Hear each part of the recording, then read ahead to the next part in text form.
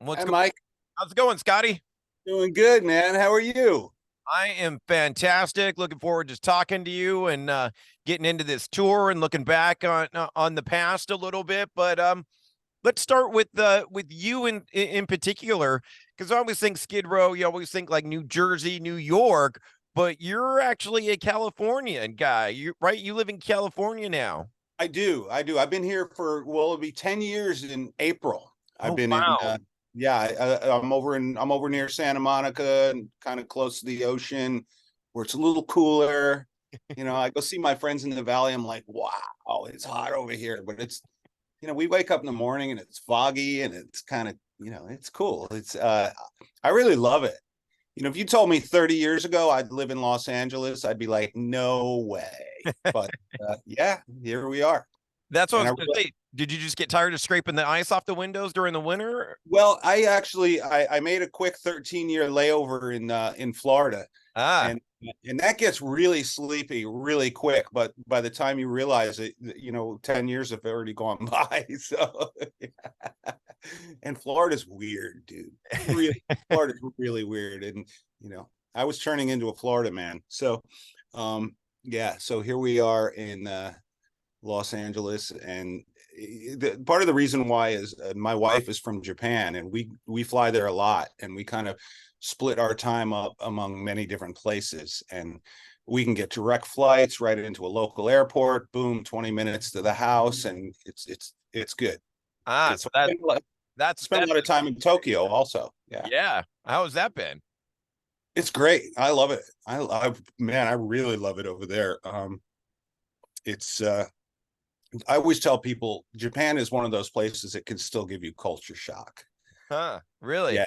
Yeah, well, it's very different from, the Western world. Asia is, most of Asia is very different. So, and you feel it when you go there, but it's very welcoming, and I feel at home over there. I've been going there so long now Right. that it really is my second home. And great rock crowds over there is what I always hear. Totally, totally. They're guitar junkies. They're rock and roll junkies. They love all of that stuff. Yeah, it's great music stores. I always do the music store runs when I go over there and check out all that stuff. They love guitar pedals, Ah, and they call them effectors. They love effectors. Yeah, yeah. So it's really cool. Japanese are interesting culture. yeah, very cool, very cool. Well, getting into this tour, you're going to be stoked. So close to home, you get to go sleep in your own bed after you get done playing at the Fonda in Hollywood here. But Yeah. dude, this is like the second or third leg now with you guys in Buckcherry, and thinking about the first time I saw Youth Gone Wild, you're breaking down walls then, and I feel like you're breaking down walls again with this tour, getting an '80s band with a '90s band, which seems so like faux pas, but us rockers want it. It's a great tour package. And I imagine it was just getting through all the red tape with like the managers and agents and those kind of guys trying to keep those worlds apart. It wasn't that difficult to put together. First of all, we've known those guys for quite a while. We've toured Europe with them some years ago, and both the bands get along really great. And the thing I love about Buckcherry is they're just a raw rock band. Yeah. Les Pauls and Marshalls, and just straight ahead, balls out rock and roll. I love that. Um, the package is really good. I mean, it feels very natural. It's a great show, top to bottom. Yeah, I was going to ask you, like, most people think Buckcherry, they think Crazy Bitch, but you and I are both old enough to remember when they first came out with Lit Up. And do you Yeah, remember hearing that song for the first time? Because I know for me, it was like a breath of fresh air. It was like Aerosmith reincarnated or something at that, especially at that time in the late '90s. There wasn't much rock and roll going on? yeah, yeah, yeah. It was like, wow, this is fresh in a throwback kind of way. It's Yeah. really what we needed, and especially nowadays, people like, this band sucks or that band sucks. It's like, no, like any band that's holding guitars and playing drums and doing that whole thing, it's like, no, that's a good thing. That is a Yeah. good. So, but yeah, when they came out, I was like, wow, raw guitars, They were dangerous. Yeah. We're a dangerous band, and still are, and also we're gonna have some friends of ours, Rock City Machine Company, with us, and a dear friend of the band, Ryan Cook, has started a new band, and they're gonna come out and do some shows with us, and I'm pretty sure they're gonna be on the LA show, and they're right along that genre of music, just balls out guitars, kind of throwback, kind of 70s hard rock type of feel. Great stuff. Really great stuff. And now, with it being an LA show, Buckcherry from LA, you from LA, do you kind of have to like rock, paper, scissors to see who gets to close that one out, or is it all scheduled in advance? It's rock, paper, scissors for the guest list. We'll be closing the show, but it is definitely a co-headlining show. We both play the same length set, and the same lights, the same PA, all that. And it's total respect. Love it, Yeah. man. And looking forward to the show. It'll be my first time getting to see Erik. And first and foremost, how's he doing? Because I know he's in a little bit of a health battle and been flying back and forth, but how's his health? Yeah, he's doing all right. He does have, his immune system is still rebuilding itself. He's got the immune system of a baby, basically. So because he had a full bone marrow transplant, so that we have to be careful about, how hard we hit it out there. So the road is like, being on tour, people are like, oh, it's great, you get to go on tour. It's like, well, yeah, it is great, but it really takes a toll on you. It's the schedule, and the traveling is very difficult, on any level, even the biggest levels, way bigger than us. It still can wear you out. So I always tell people that, we don't get paid to play music. We get paid for what we're doing when we're not playing music. That's where the work is. The music's not. Yeah. It's the other 23 hours out of the day. Exactly, man. Exactly. Yeah. Yeah. Well, I love what Erik's brought to the band. It feels like you guys are all reinvigorated. The new album is killer. A lot of great jams on it. The title track, of course, Not Dead Yet, Time Bomb. Do you have any certain moments? Or is there one highlight that stands out to you on the new album? I what's interesting? You mentioned Time Bomb. That song almost didn't make the record. While we were recording, when you're in the studio and you're working, you're like, while we're here, is there anything else you might want to record while we got everything set up? And okay, you got great songs, but you never know, right? Right. And Rachel's like, well, I got this thing I was working on, and here, I'll play it for you. And he played Time Bomb, and I was like, are you nuts? Where you've been sitting on this the whole time? This is great. Let's do it. So we laid it down, and it turned out really, really good. So there you have it.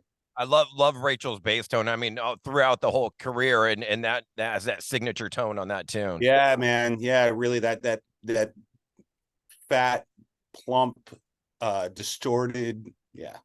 And even just your riffs on top of, dancing on his bass line, just coming in with the chunks. Yeah, man. It's really, I love playing it. Love playing it live. We open it up with a big reverse dive bomb. Yeah, it's good. I get excited just talking about it. I'm always curious with two guitar bands and doing solos, and you and Scott, you and Snake both trade off. How does that get determined? Is it like, well, it's my riff, so I kind of have an idea for the solo, or do you both get a crack at it? Or no, we would have never lasted as a team if we competed against each other. We are each other's cheerleaders. I'll hang out while he does solos, and I'll be like, dude, that was awesome, or you got a better pass in there, go. And he does the same with me. It's like we work together. So a lot of times, if we're playing a song for the first time, we'll kind of look at each other, and one of us will give the other the nod, and then when it's time, when we get closer to recording, we kind of like tally everything up and make sure it's even, so we try and get the, split them up. And I really like the songs where, he'll do it with solo, and then like Youth Gone Wild, you know, he'll Right. start a solo and then I'll finish it, or the other way around. And those are really cool. And also something we broke out on this record was we started doing twin guitar solos again in Yeah. harmony, which were like man, when we were planning out the record, our producer Nick Raskulinecz was like, you guys got to do a Skid Row record. Your newer stuff is really cool, but it doesn't sound like the old Skid Row. Let's do something like that. And so Snake and I were like, twin guitar solos. Yeah, Yeah. let's do. And it was fun. It was fun to do. And we when we cut the guitars on this record, usually you'll cut a drums and then the bass player will come in, and then everybody will come in separately on different days. Sometimes you don't even see each other. Right. And Snake and I cut all the basics together in the control room. The three of us, Nick in the middle, and me over here, and Snake over here, right over his shoulder, and we just cut everything live, and it was great. I mean, we had the speakers pumping, we getting feedback in the control room, and working with Nick. It's like being in high school. It's like just it's like that raw rock and roll excitement, energy. And needless to say, you'll be probably working with them again on the next one. Yeah, definitely. He's already like, when you guys gonna be ready? Like, all right. So we're writing some stuff. That's what I was gonna say, because you guys had kind of sat on the record for a while, obviously singer change and everything. So I imagine some riffs are starting to pile up by now. Yeah. And riff can come from anywhere. A lot of the Skid Row riffs over the years have come from sound check. Mm. We're always in sound check. We'll have a little jam, and then somebody will say, hold on, and then, all right, hold on a second. Okay, go. Hit record, and then get back to those later. And that's how it is, right? Whenever it hits you, whenever inspiration hits you, you got to roll with it. Yeah. I tell my wife all the time, I never know when creativity is going to come along. So when it comes along, it's just like I stop what I'm doing. And Thank God for cell phones instead of the ghetto boombox with the yeah. record. The boom boxes, we used to use the boom boxes. I also used to use my answering machine. Oh, right. I would call my answering machine from one of those big giant brick phones, and I would sing a riff into it while I was driving somewhere. Speaking of back in the day, I wanted to touch on one older tour and see if you've had a chance to catch them now with the rebirth, the Pantera 2.0 almost. Have you seen them? And then B, you spent a lot of time touring with them. They opened for you. Curious Yes. if you had any stories back in the day, any good Dime Vinny stories from back in the Oh day. my God, there's just not enough time for this interview to tell the stories. But touring with Pantera in those days was great. We had a really, really tight friendship. Some of the most fond memories of my entire life were those months we spent on tour together. We played Sweden Rock a few months ago, and they were on the bill the same day. So I got to go out and see a couple of songs, but I had to catch the bus out of there. But I mean, needless to say, it was great. I knew it was going to be great before I saw it. Charlie and Zach are just doing justice to the brothers, to Diamond Vinny. They're doing a great job. Sounds great. I got to sit with Phil a little bit, and he's just as awesome and as funny as he's ever been. He's the greatest guy. He's a little scary to look at, but he's just sweetheart, man. He's just a really, really good guy. And there's a lot of love there. And Rex too. Rex is, Yeah. I mean, we've been friends a long time, So I'm all about Pantera. All about Pantera. Always have been. Any old stories from back in the day? Anything you can recall of Dime? God, it's just like, when we went on tour together, Skid Row, we thought we could drink. We thought we could throw down. Nope. It was a whole new level. New level. New level. Power and drinking. So yeah, the party was on, and it was just fun. I used to go out every night. Every night I would go out and watch their set before I went in to get changed and go do our set. I mean, listen, if you're not on your best A game, and if that doesn't put you there, give it up, man. because if you're going on after Pantera, you got to show up. Yeah. Mhm. I mean, crazy what Dime did with just one guitar band and that sound he had. It was just massive, massive. And I would stand over on his side of the stage and watch him, and sometimes he would even come over and just hand me his guitar. Like they used to do this Purple Haze, and sometimes he would hand me the guitar and I would go out and play it. And Wow. yeah, really cool. Somebody got a picture of me playing his guitar.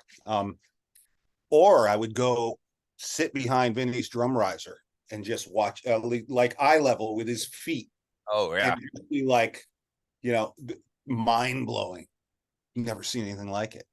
Talk about sound. The drums on all those Pantera albums sound amazing. Yep. And those guys, they had that Van Halen thing, the brother thing. They locked in with each other. Yeah. And Snake always says something about Pantera that's what set them apart from the other bands, and in my opinion made them one of the greatest, is they had groove. They were heavy, but they had groove. Wow. So amazing. Great band.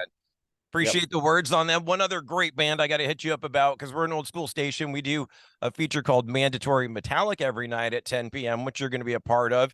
And I know you recently saw them at Power Trip. That was the one day I got to go to Power Trip. So I was kind of curious about your review of Metallica at Power Trip. I love Metallica. I mean, I was excited to see them. I haven't seen them in 20 years probably. More than 20 years maybe. But the first time I saw him was in 1983. A friend of mine called me up and says, there's a band called Metallica from the Bay Area playing tonight. They're supposed to be really good. Let's go. And we went to this club, underage, and there was 25 people there. Just nobody there. It's like, the unknown band.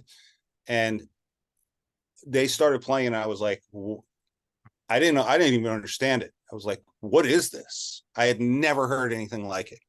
And to be honest with you, I didn't really like it because I didn't understand it. It took me a while. It took me a while to like pick up on what was happening, because it was just something I never heard before. It's like seeing a color you've never seen before. It's like, what is that? Do I like it or not? So I had never heard anything that heavy before. And but yeah, Power Trip, they were great at Power Trip. I love the set. The screens were great. Their interaction with the audience was great. And they're a band. They're our generation's Led Zeppelin. I love that Kirk screwed up the beginning. I think If Nothing Else Matters, and called himself out on it and said, hey, I screwed up. Let me start this one over again, like all real and live, and no tapes or loops or anything. No tapes or loops. But I mean, you could play it. Do it every night. Hey, I make mistakes too. We all do. Yeah, that's human. That's what rock and roll is supposed to be, warts and all, Rock and roll is flawed. That's why I'm a part of it. It's dangerous. Rock and roll needs to be dangerous. Yeah, and I'm very, very much less dangerous and more calculated. And I don't like that. I don't like it at all. Me neither. We need to play with broken bones. Yeah, exactly. Do you play with flu? Do it. Do you have a favorite Metallica tune we could play for you on Mandatory Metallica? Well, the first thing that always comes to mind would be like Sad But True. I love For Whom the Bell Tolls. Man, there's so many, but I'm going to say For Whom the Bell Tolls, because that was probably the song that started lighting me up for them. That's when you're like, okay, now I get what they're doing. I'm starting to figure this out. Yeah. Epic. Beautiful, man. Thank you so much for the time. Can't wait to see you at the show. Yeah, we'll see you there, Mike. Thank you so much, Scotty. Thanks, dude. Where are you right now? We're in the Inland Empire. We're Inland Empire Rock Station. Okay, cool. Not too far out. Actually, I'll be at the Anaheim show, I think. Oh, great. Good. Days before. So good to see you. Rattle my cage, man. Thank you. Later. Thank you for the time. Later. Bye. Bye.